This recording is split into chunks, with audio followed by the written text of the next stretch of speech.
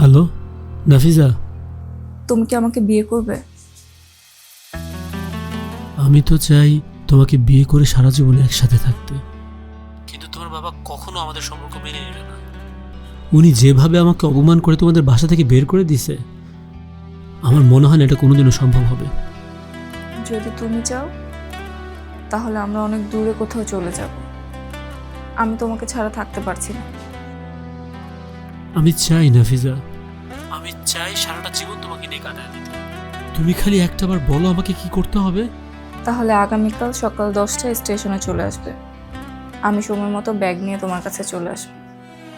আমরা অনেক দূরে কোথাও চলে যাব। প্লিজ এবার লেট করো না। আচ্ছা, আমি কালকে আসবো। আর শোনো, হ্যাঁ, আমি কিন্তু সময় মতো থাকবো।